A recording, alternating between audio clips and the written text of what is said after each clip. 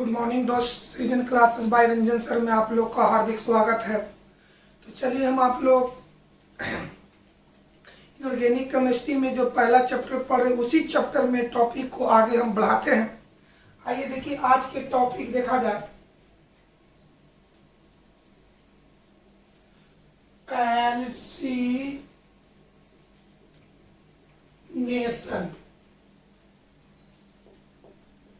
Calcination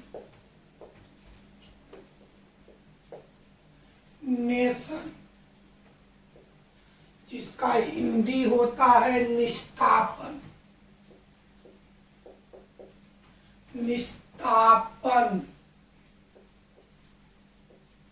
चलिए हम आपको बताए थे कि निस्तापन क्या है। तो निस्तापन एक प्रकार की विधि है, एक प्रकार की प्रक्रिया है, एक प्रकार की अभिक्रिया है जो सांद्रित अयस्क को वायु की अनुपस्थिति में ऑक्साइड में बदलता है। पिछले क्लास में हम इसका चर्चा किए थे कि निस्तापन एक प्रकार की विधि है जो सांद्रित अयस्क को वायु की अनुपस्थिति में ऑक्साइड में बदलता है। कोई दिक्कत है? ये पहला पॉइंट। चलिए पॉइंट बाय पॉइंट चलते हैं इसके बारे में। चलिए निस्तापन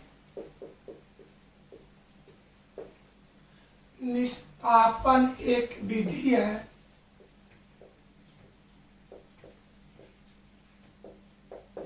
निस्तापन एक विधि है जो सांद्रित अयस्क को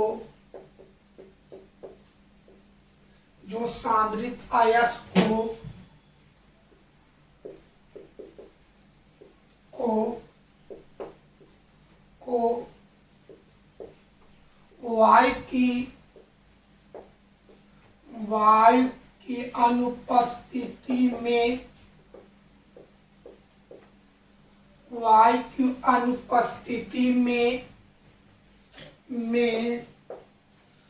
निस्तापन एक विधि है जो वायु की अनुपस्थिति में ऑक्साइड निस्तापन एक विधि है जो सांद्रित अयस्क को वायु की अनुपस्थिति में ऑक्साइड में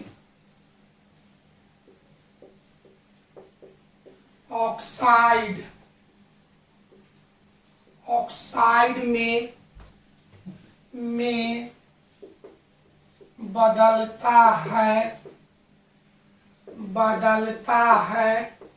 चलिए निस्तापन से पहला पॉइंट समझिए कि निस्तापन एक विधि है जो सांद्रित अयस्क को वायु की अनुपस्थिति में ऑक्साइड में बदलता है। यानी कहने का मतलब ये पॉइंट समझ में आया। देखिए क्या लिखल है, वायु की अनुपस्थिति में, यानी निस्तापन जो क्रिया है, निस्तापन जो प्रक्रिया है वायु की अनुपस्थिति में संपन्न होती है। पहला पॉइंट याद करना है, निस्तापन एक विधि है जो सांद्रित अयस्क को वायु की अनुपस्थिति में ऑक्साइड में बदलता है। दूसरा पॉइंट, यह क्रिया वायु की अनुपस्थिति में संपन्न होती है। याद हुआ बाबू? निस्तापन एक विधि है जो सांद्रित अयस्क को ऑक्साइड में बदलता है। दूसरा बात बताओ, यह क्रिया वायु की अनुपस्थिति में संपन्न होती है। याद हुआ मेरे भाई? निस्तापन वायु की अनुपस्थिति में संपन्न होती है। दूसरा पॉइंट, यह सांद्रित अयस्क को ऑक्साइड में बदलता है। दो पॉइंट याद हुआ? दो पॉइंट याद किया जाए। निस्तापन क्रिया वायु की अनुपस्थिति में संपन्न होती है। दूसरा पॉइंट, यह सांद्रित अयस्क को ऑक्साइड में बदलता है। कोई दिक्कत है? चलिए बाबू, कोई दिक्कत? चलिए अब आइए दूसरा पॉइंट याद किया जाए। पहला पॉइंट याद हुआ कि निस्तापन क्रिया वायु की अनुपस्थिति में संपन्न होती है। दूसरा पॉइंट, या सांद्रित अयस्क को ऑक्साइड में बदलता है। चलिए देखिए बाबू, पॉइंट बाय पॉइंट लिखते हैं। चलिए ये उसी रूप में लिखते, इसको मिटा दे। चल तो निस्तापन से रिलेटेड पहला पॉइंट, निस्तापन निस्तापन क्रिया y की अनुपस्थिति y की अनुपस्थिति में संपन्न होती है। दूसरा यह माने निस्तापन, यह यह कहने से निस्तापन का बोध रहा है। यह सांद्रित अयस्क को ऑक्साइड में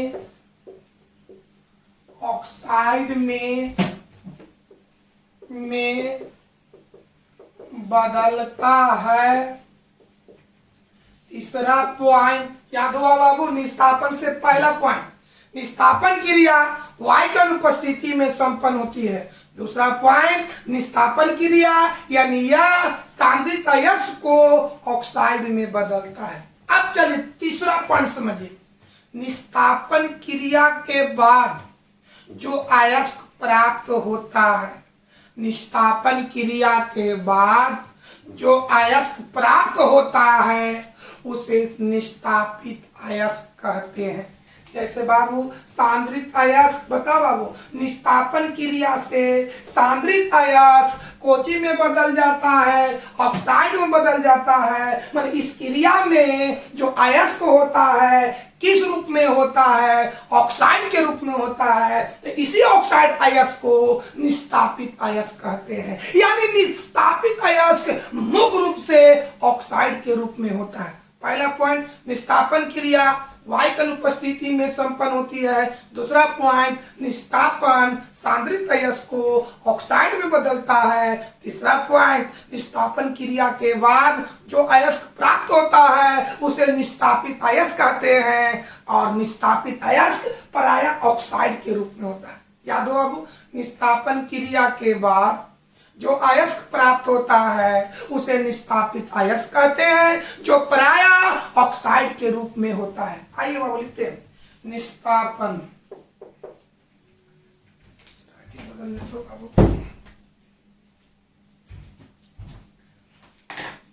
निस्तापन निस्तापन क्रिया के बाद, निस्तापन क्रिया के बाद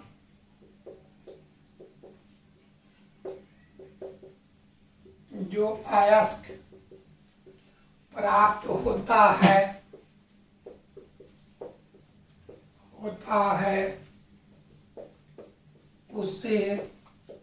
उसे निस्तापित अयस्क कहते हैं। जो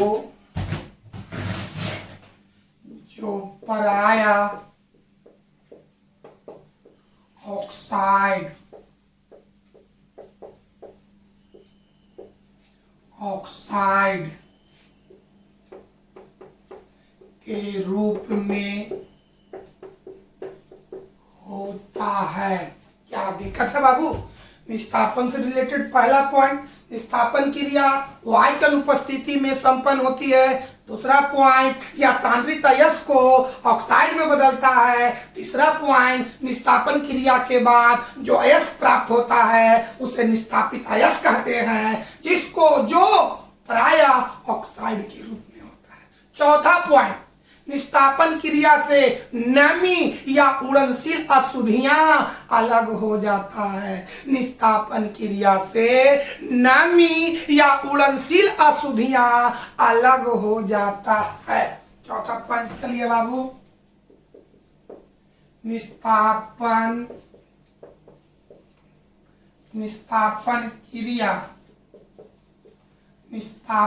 क्रिया से नमी या उड़नशील अशुद्धियां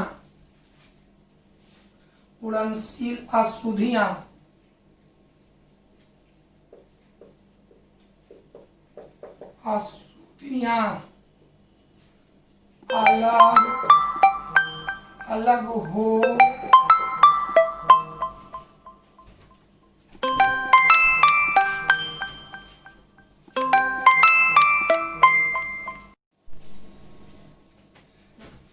दोस्त, निस्तापन क्रिया से नमी या उड़नशील अशुद्धियां अलग हो जाता है। निस्तापन क्रिया से नमी या उड़नशील अशुद्धियां अलग हो जाता है, यानी निस्तापन का मुख्य कार्य उड़नशील नमी या उड़नशील अशुद्धियां को अलग करना। पहले याद किया जाए, निस्तापन क्रिया वायु की अनुपस्थिति में संपन्न होती है। दूसरा पॉइंट, या सांद्रित अयस्क ऑक्साइड में बदलता है। तीसरा पॉइंट, निस्तापन क्रिया के बाद जो अयस्क प्राप्त होता है उसे निस्तापित अयस्क कहते हैं, और निस्तापित अयस्क प्रायः ऑक्साइड के रूप में पाया जाता है। चौथा पॉइंट, निस्तापन क्रिया से नमी या उड़नशील अशुद्धियां अलग हो जाता है। मतलब हम कह सकते हैं कि निस्तापन क्रिया का मुख्य कार्य नमी या उड़नशील अशुद्धियां को अलग करना होता है। कोई दिक्कत है? पांचवा पॉइंट लिख सकते हैं, निस्तापन क्रिया का मुख्य कार्य नमी या उड़नशील अशुद्धियां को अलग करना होता है। याद हो, ऊपर से आइए बाबू। पहला पॉइंट, निस्तापन क्रिया वायु की अनुपस्थिति में संपन्न होती है। दूसरा पॉइंट, यह सांद्रित अयस्क को ऑक्साइड में बदलता है। तीसरा पॉइंट, निस्तापन क्रिया से जो अयस्क प्राप्त होता है उसे निस्तापित अयस्क कहते हैं, और निस्तापित अयस्क प्रायः ऑक्साइड के रूप में होता है। चौथा पॉइंट, निस्तापन क्रिया से नमी या उड़नशील अशुद्धियां अलग हो जाता है, यानी निस्तापन क्रिया का मुख्य कार्य नमी या उड़नशील अशुद्धियां को अलग करना होता है। ये 4 पॉइंट है बाबू, हम मिटाते हैं दोस्त, देख लीजिए थोड़ा सा बढ़िया से।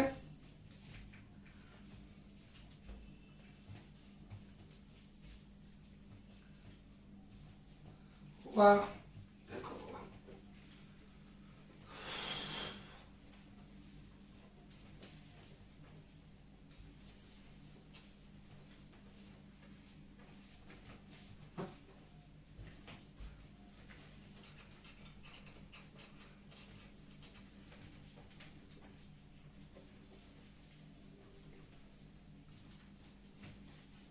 पांचवा देखिए,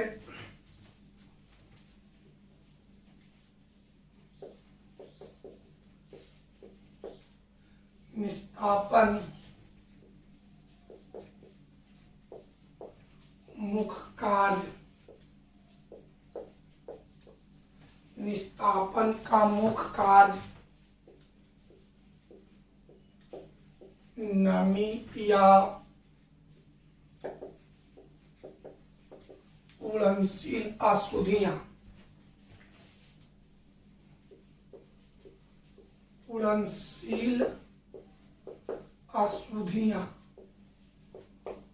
को अलग करना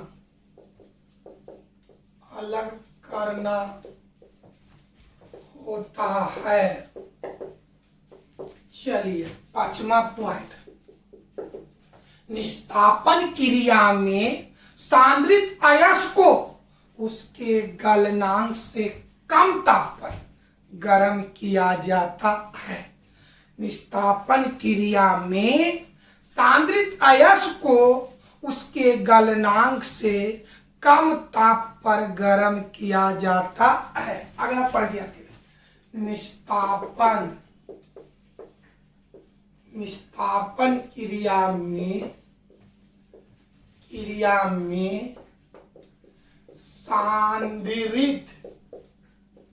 सांद्रित अयस्क को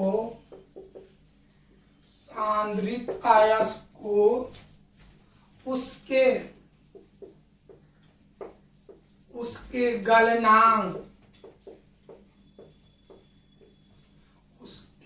निस्तापन क्रिया में सांद्रित अयस्क को उसके गलनांक से कम ताप पर गर्म किया जाता है।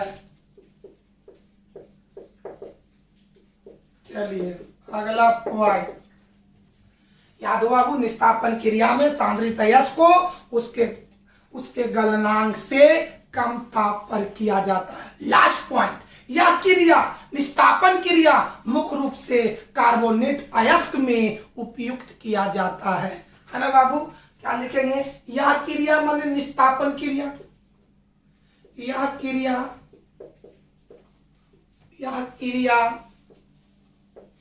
मुख्य रूप से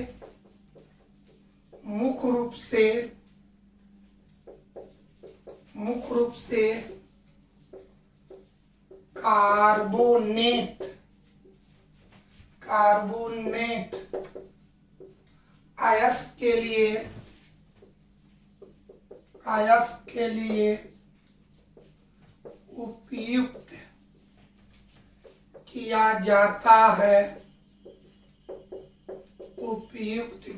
जाता है।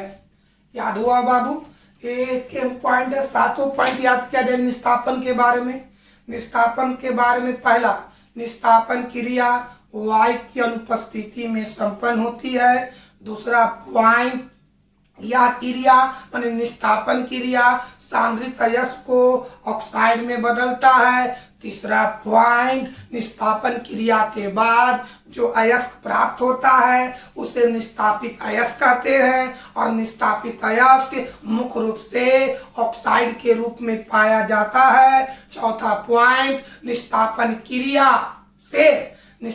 क्रिया से नमी या उड़नशील अशुद्धियां अलग हो जाती है।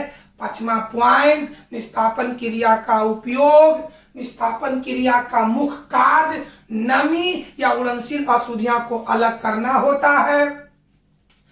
छठा पॉइंट, निस्तापन क्रिया में सांद्रित अयस्क को उसकी गलनांक से कम ताप पर गर्म किया जाता है। सातवां पॉइंट, निस्तापन क्रिया मुख्य रूप से कार्बोनेट अयस्क के लिए उपयुक्त होता है। माने निस्तापन क्रिया में जो असांद्रित अयस्क होता है, निस्तापन क्रिया में जो सांद्रित अयस्क होता है वो कार्बोनेट अयस्क के रूप में होता है। कोई दिक्कत है? ये 7 पॉइंट आपका हो गया। अब इसी 7 पॉइंट से हम इसका डिफिनेशन बनाते हैं। डिफिनेशन क्या चीज? कि निस्तापन एक प्रकार का विधि है, एक प्रकार की प्रक्रिया है। इसमें होता है क्या चीज? कि सांद्रित अयस्क को हम गर्म करते हैं। कहां तक? गलनांक से कम ताप तक। क्या लिखेंगे? निस्तापन एक प्रकार की क्रिया है, एक प्रकार की विधि है जिसमें सांद्रित अयस्क को उसकी गलनांक से कम ताप पर गर्म करने से उसमें उपस्थित नमी या उड़नशील अशुद्धियां अलग हो जाता है। बढ़िया समझो क्या होता है निस्तापन में। निस्तापन एक प्रकार की विधि है जिसमें सांद्रित अयस्क को उसकी गलनांक से कम ताप पर हम गर्म करते हैं। जब गर्म करते हैं तो उसमें नमी या उड़नशील अशुद्धियां अलग हो जाता है और सांद्रित अयस्क ऑक्साइड में बदल जाता है। फिर समझा जाए, निस्तापन एक प्रकार की क्या है मेरे भाई? विधि है, एक प्रकार की क्रिया है जिसमें सांद्रित अयस्क को वायु की अनुपस्थिति में हम गर्म करते हैं। कहां तक? उसकी गलनांक से कम ताप तक। ऐसा करेंगे तो उसमें नमी और उड़नशील अशुद्धियां अलग हो जाएगा और सांद्रित अयस्क ऑक्साइड में बदल जाएगा। यही प्रोसेस, यही प्रक्रिया निस्तापन कहलाता है। याद हो गया? निस्तापन माने कैल्सिनेशन। याद हुआ बाबू? समझ में आया कि नहीं आया? क्या कि निस्तापन, पहले तो ये बताओ निस्तापन क्रिया कहाँ संपन्न होती है? तो वायु की अनुपस्थिति में संपन्न होती है। दूसरा पार्ट बताओ कि निस्तापन क्रिया से जो प्राप्त होता है उसको क्या कहते हैं? निस्तापित अयस्क कहते हैं। निस्तापित अयस्क कहते हैं, है ना बाबू?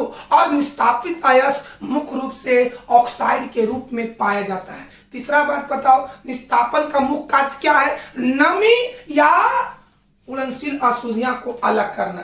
चौथा बताओ, निस्तापित क्रिया में, निस्तापन में सांद्रित अयस्क को हम गर्म करते हैं। किसकी उपस्थिति में? वायु की उपस्थिति में। कहां तक? उसकी गलनांक से कम ताप तक। फिर समझेगा डिफिनेशन, वैसा प्रक्रिया वैसा विधि जिसमें सांद्रता यश को वायु की अनुपस्थिति में उसकी गलनांक से कम ताप तक गर्म करने से उसमें उपस्थित नमी या उड़नशील अशुद्धियां अलग हो जाता है और सांद्रित अयस्क ऑक्साइड में बदल जाता है। तो ऐसे प्रक्रिया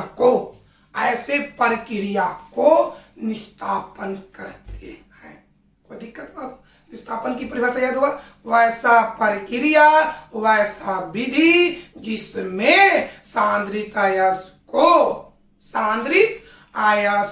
को वायु की अनुपस्थिति में उसकी गलनांक से कम ताप पर गर्म करने से उसमें उपस्थित उड़नशील या नमी अशुद्धियां अलग हो जाता है और सांद्रित अयस्क ऑक्साइड में बदल जाता है। तो ऐसे विधि को क्या कहते हैं? निस्तापन कहते हैं। निस्तापन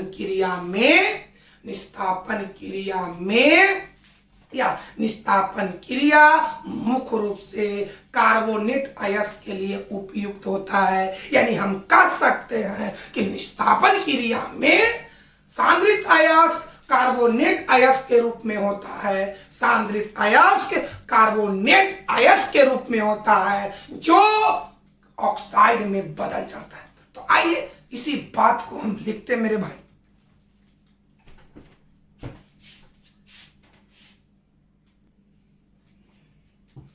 देखो बाबू लिख रहे कैल्सी निस्तापन, अंग्रेजी में कहते हैं कैल्सिनेशन। क्या लिखेंगे? वैसा प्रक्रिया कहें या विधि कहें, वैसा प्रक्रिया जिसमें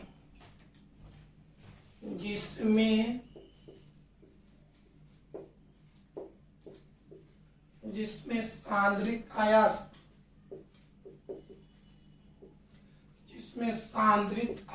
को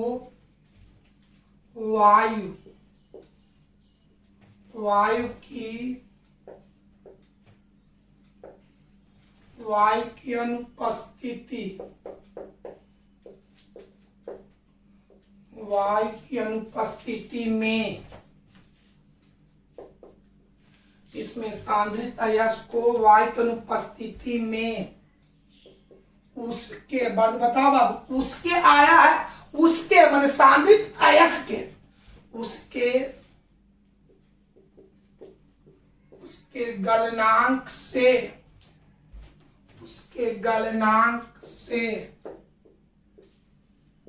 कम, उसके ऐसा प्रक्रिया जिसमें सांद्रित अयस्क को वायु की अनुपस्थिति में उसकी गलनांक से कम ताप पर गर्म करने से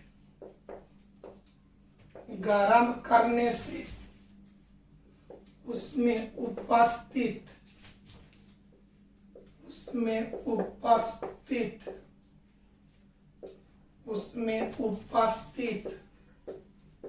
नमी या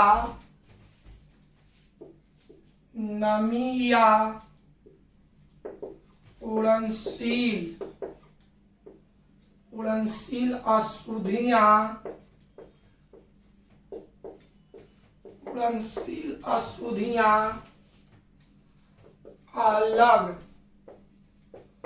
अलग हो जाता है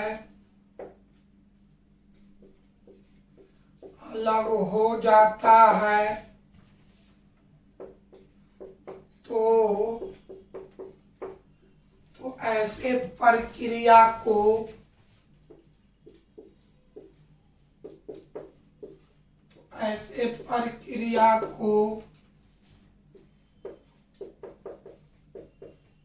निस्तापन कहते हैं।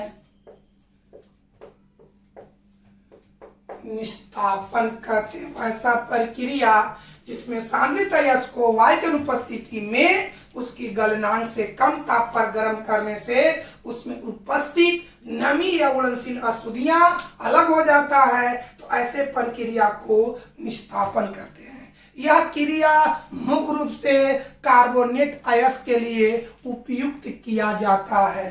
क्या लिखेंगे बाबू कि यह प्रक्रिया, यह माने निस्तापन,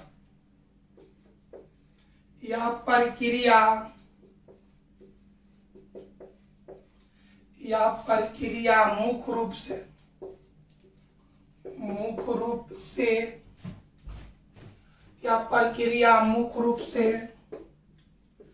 कार्बोनेट अयस्क के लिए उपयुक्त होता है। कोई दिक्कत है बाबू? निस्तापन की परिभाषा समझ? वैसा प्रक्रिया जिसमें सांद्रित अयस्क को वायु की अनुपस्थिति में उसके गलनांक से कम ताप पर गर्म करने से उसमें उपस्थित नमी या उड़नशील अशुद्धियां अलग हो जाता है, तो ऐसे प्रक्रिया को निस्तापन कहते हैं। यह प्रक्रिया मुख्य रूप से कार्बोनेट अयस्क के लिए उपयुक्त होता है। एग्जाम्पल देखा जाए, एग्जाम्पल चलिए पता, चूना पत्थर का सूत्र बोलो, CaCO3। अब हम इसको निस्तापन करेंगे। क्या करेंगे? निस्तापन। बताओ निस्तापन में क्या होता है कि जो अयस्क किस रूप में, बोलो कार्बोनेट के रूप में। बताओ निस्तापन क्रिया में क्या है कि अगर जो अयस्क कार्बोनेट में है तो वो बदल जाएगा कोचे में बाबू ऑक्साइड। सॉरी दोस्त, गलती हो गया लड़का, यहां तक थोड़ा सा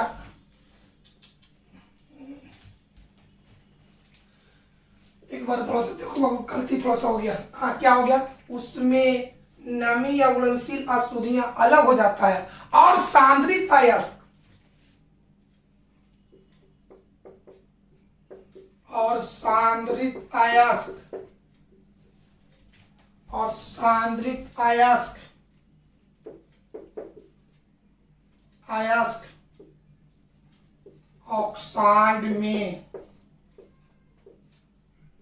ऑक्साइड में बदल जाता है, तो ऐसे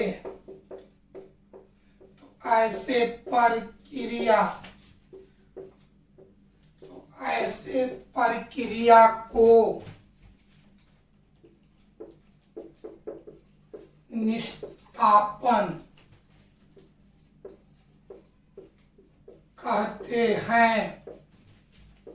यह प्रक्रिया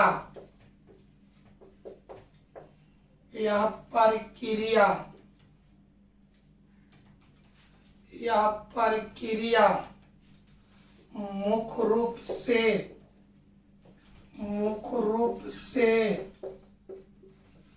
कार्बोनेट अयस्क के लिए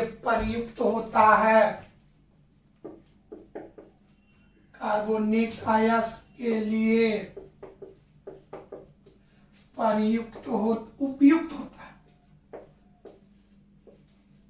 उपयुक्त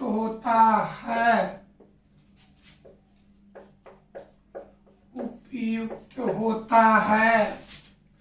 एग्जाम्पल बोलो बाबू, यहाँ पर सांद्रित अयस्क कार्बोनेट रूप में होगा।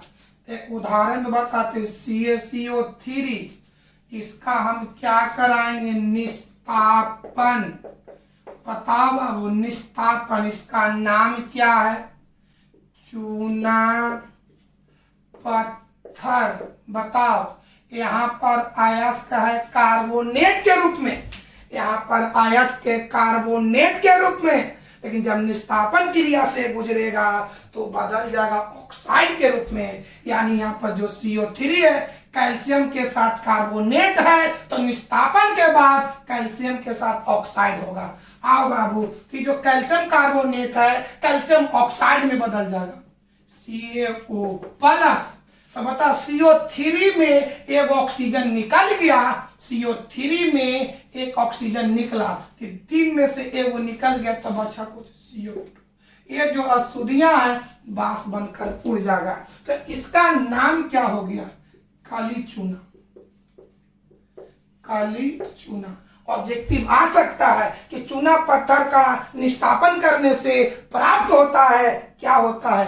काली चूना। अगर एग्जाम में आ जाए कि निष्कापन क्या है ना बाबू, अगर एग्जाम में आ जाए कि निष्कापन क्या है, निष्कापन की व्याख्या करें, निष्कापन से आप क्या समझते हैं, निष्कापन के अपने शब्दों में वर्णन करें, तो यही आंसर लिखेंगे कि वैसा प्रक्रिया जिसमें सांद्रित अयस्क को वायु की उपस्थिति में उसकी गलनांक से कम ताप पर गर्म करने से उसमें उपस्थित नमी या उड़नशील अशुद्धियां अलग हो जाता है और सांद्रित अयस्क ऑक्साइड में बदल जाता है, तो ऐसे प्रक्रिया को निष्कापन कहते हैं। यह प्रक्रिया मुख्य रूप से कार्बोनेट अयस्क के लिए उपयुक्त होता है। तो आइए बाबू, चूना पत्थर का हम निष्कापन करेंगे तो क्या प्राप्त होगा? काली चूना। ऑब्जेक्टिव में याद रखिएगा, चूना पत्थर का निष्कापन करने से क्या प्राप्त होता है? काली चूना। ऐसे ही पूछ सकता है, क्या होता है जब, क्या होता है जब चूना पत्थर का निष्कापित किया जाता है?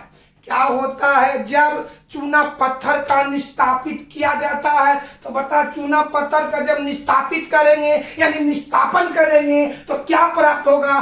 काली चूना। याद बाबू, क्या होता है जब चूना पत्थर को निष्कापन किया जाता है यानी निष्कापित किया जाता है, तो चूना पत्थर को निष्कापित करेंगे तो क्या प्राप्त होगा? काली चूना। कोई दिक्कत है? ये था आपका, याद हुआ बाबू, ये आपका निष्कापन है। अब इसी से रिलेटेड रोस्टिंग चलते हैं।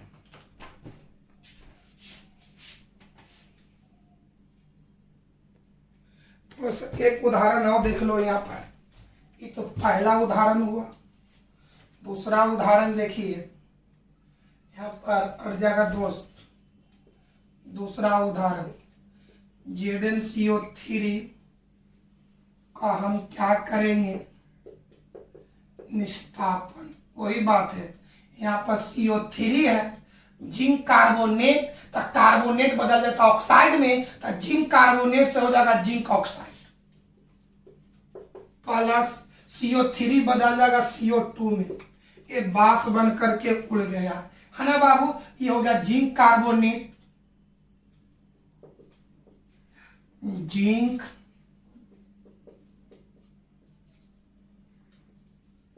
कार्बो, ये हो गया जिंक ऑक्साइड,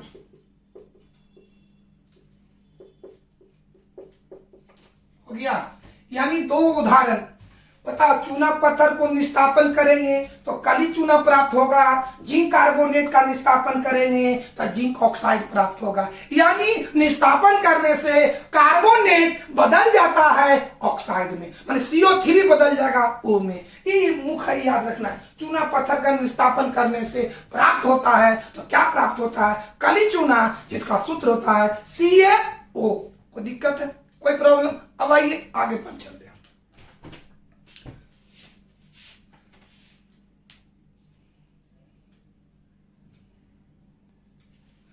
चलिए अगला टॉपिक देखिए।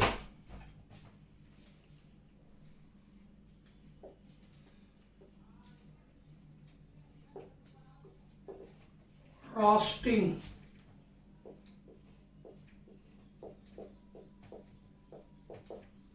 रोस्टिंग हिंदी होता है जारन या भर्जन। जारन या भर्जन। चलिए इससे रिलेटेड मेन पॉइंट, पहला पॉइंट याद किया जाए। जारन या भर्जन वायु की उपस्थिति में संपन्न होती है। याद हो गया? जारन या भर्जन वायु की अनुपस्थिति में संपन्न होती है। दूसरा, यह प्रक्रिया भी सांद्रित अयस्क को ऑक्साइड में बदलता है ना बाबू। देखिए, निष्कापन और जारन में फर्क क्या है कि निष्कापन क्रिया वायु की अनुपस्थिति में संपन्न होती है और जारन क्रिया वायु की उपस्थिति में संपन्न होती है। दूसरा पॉइंट, निस्तापन क्रिया में सांद्रित अयस्क कार्बोनेट के रूप में होता है और जारन क्रिया में सांद्रित अयस्क सल्फाइड के रूप में होता है। कोई दिक्कत है? 2 पॉइंट याद हुआ। निस्तापन और जारन में फर्क। निस्तापन क्रिया वायु की उपस्थिति में संपन्न होती है, वायु की उपस्थिति में संपन्न होती है, जबकि जारन क्रिया निस्तापन क्रिया वायु की अनुपस्थिति में संपन्न होती है, जबकि जारन क्रिया वायु की उपस्थिति में संपन्न होती है। दूसरा पॉइंट, निस्तापन क्रिया में सांद्रित अयस्क कार्बोनेट के रूप में होता है और जारन क्रिया में सांद्रित अयस्क ऑक्साइड के रूप सल्फाइड के रूप में होता है। तीसरा पॉइंट, निस्तापन क्रिया से प्राप्त अयस्क को निस्तापित अयस्क कहा जाता है, जबकि जारन क्रिया से प्राप्त अयस्क को जारित अयस्क कहा जाता है। 3 पॉइंट याद हुआ। एक बार और हमको VVI क्वेश्चन है, जब आ जाएगा निस्तापन और जारन में अंतर लिखें तो इंपॉर्टेंट है। पहला अंतर, निस्तापन क्रिया वायु की अनुपस्थिति में संपन्न होती है, जबकि जारन क्रिया वायु की उपस्थिति में संपन्न होती है। दूसरा पॉइंट, निस्तापन क्रिया में सांद्रित अयस्क कार्बोनेट के रूप में होता है, जबकि जारन क्रिया में सांद्रित अयस्क सल्फाइड के रूप में होता है। तीसरा पॉइंट, निस्तापन क्रिया से प्राप्त अयस्क को निस्तापित अयस्क कहा जाता है, जबकि जारन क्रिया से प्राप्त अयस्क को जारित अयस्क कहा जाता है। कोई दिक्कत है?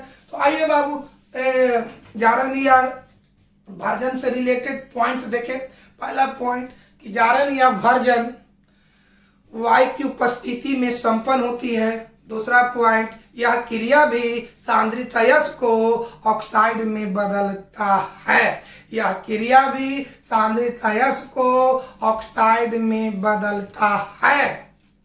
कोई दिक्कत है? लिखते मेरे भाई पॉइंट बाय पॉइंट।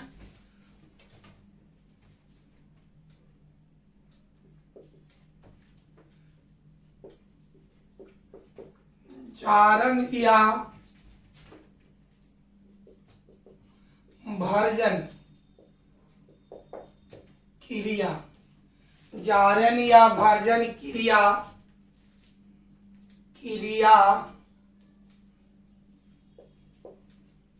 वायु की उपस्थिति, जारन या भर्जन क्रिया वायु की उपस्थिति में संपन्न होती है। दूसरा, यह क्रिया भी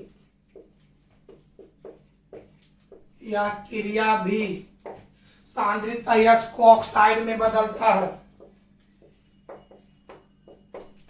सांद्रित अयस्क को ऑक्साइड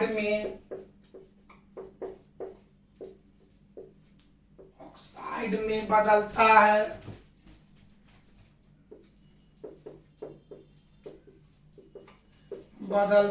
है। तीसरा समझो बाबू, जारन क्रिया में सांद्रित अयस्क सल्फाइड के रूप में होता है। जारन या भर्जन, एगो कोई नाम लिखते हैं। जारन क्रिया में सांद्रित अयस्क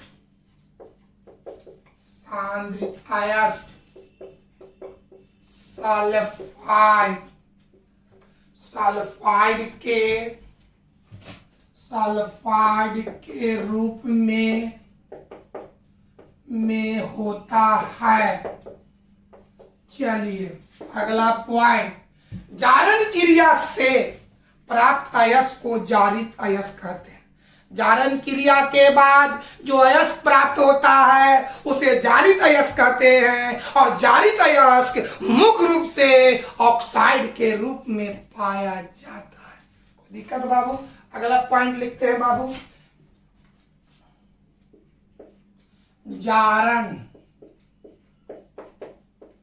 जारन क्रिया के बाद जारण क्रिया के बाद जो अयस्क प्राप्त होता है उसे जारित अयस्क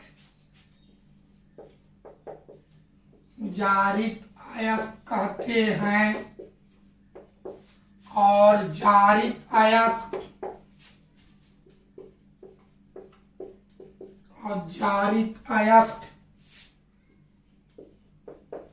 मुख्य रूप से ऑक्साइड के रूप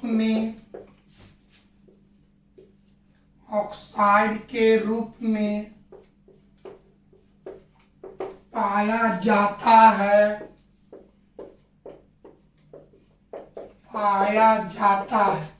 याद हुआ बाबू? एक बार और याद करो। भर्जन या जारण से रिलेटेड, जारण क्रिया वायु की उपस्थिति में संपन्न होती है। दूसरा, यह क्रिया भी सांद्रित अयस्क को ऑक्साइड में बदलता है। तीसरा, जारण क्रिया में सांद्रित अयस्क सल्फाइड के रूप में पाया जाता है। चौथा पॉइंट, जारण क्रिया के बाद जो अयस्क प्राप्त होता है उसे जारित अयस्क कहते हैं और जारित अयस्क मुख्य रूप से ऑक्साइड के रूप में पाया जाता है। कोई दिक्कत बाबू?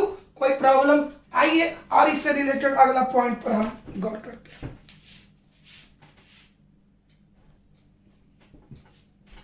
हाँ बाबू, आगे देखिए।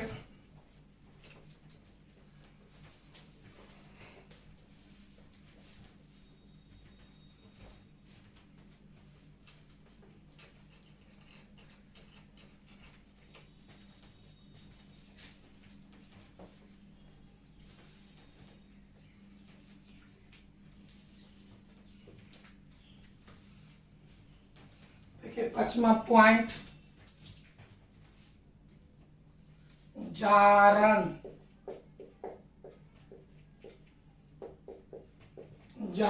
क्रिया में सांद्रित अयस्क को उसकी गलनांक से कम ताप पर गर्म किया जाता है। सांद्रित अयस्क को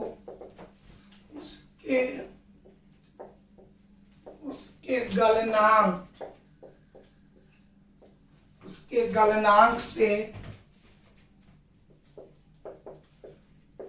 कम ताप पर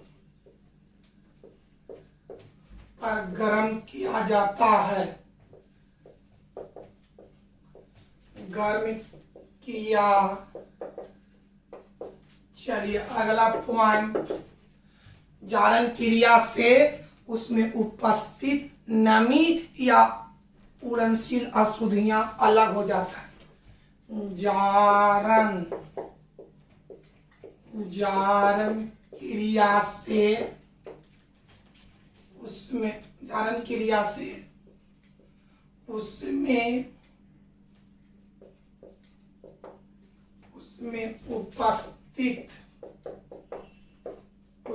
उपस्थित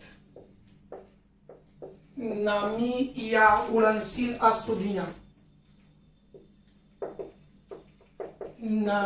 या उड़नशील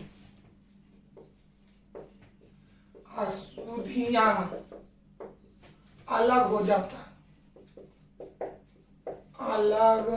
जाता है। यानी हम कह सकते हैं कि जारण का मुख्य कार्य उड़नशील अशुद्धियां या नमी को अलग करना होता है।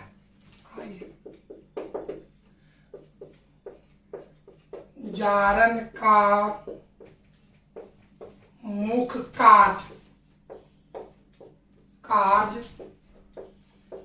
नमी या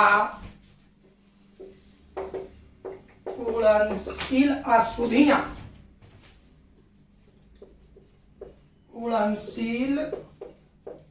अशुद्धियां को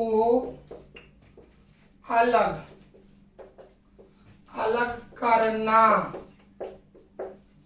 होता है।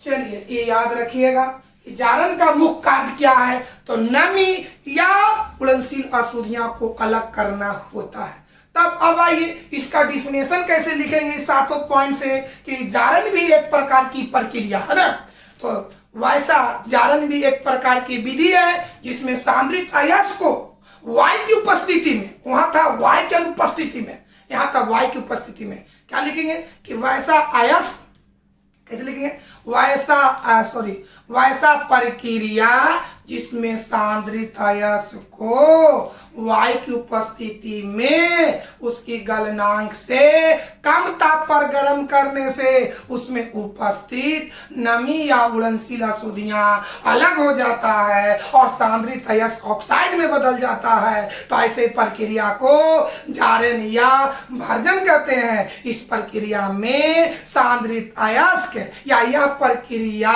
सल्फाइड अयस्क के लिए उपयुक्त होता है, या ऐसे भी बोल सकते हैं इस प्रक्रिया में सांद्रित अयस्क सल्फाइड के रूप में होता है। याद हो, अब जारन पूछेगा जारन क्या है या जारन की व्याख्या करे या जारन से आप क्या समझते हैं, तो यही लिखना है बाबू कि वैसा प्रक्रिया जिसमें सांद्रित अयस्क को वायु की उपस्थिति में उसकी गलनांक से कम ताप पर गर्म करने से उसमें उपस्थित नमी या उड़नशील अशुद्धियां अलग हो जाती है और सांद्रित अयस्क ऑक्साइड में बदल जाता है। तो ऐसे प्रक्रिया को जारन या भर्जन कहते हैं। यह प्रक्रिया सल्फाइड अयस्कों के लिए उपयुक्त होता है, जैसे में, चलिए लिखते हैं पहले,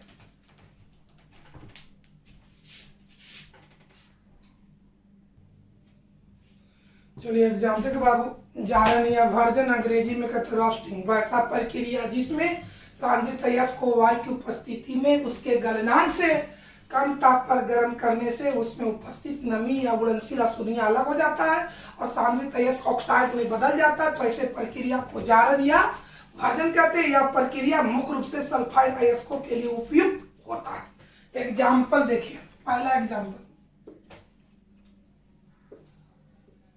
जेडेन, जेडेन को हम बताएं जिंक ब्लेड,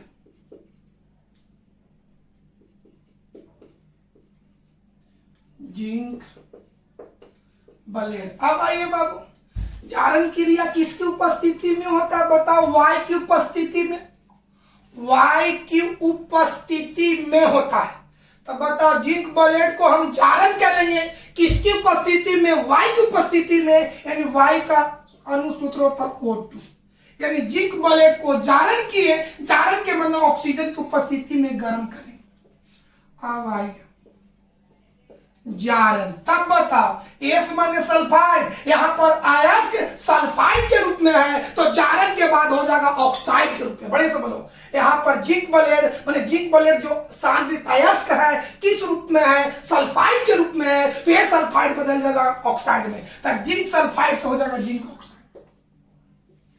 प्लस ये सल्फर ऑक्सीजन से अभिक्रिया करेगा, तो सल्फर को ऑक्सीजन की उपस्थिति में गर्म करेंगे तो SO2 सल्फर डाइऑक्साइड ये गर्म होकर उड़ जाएगा।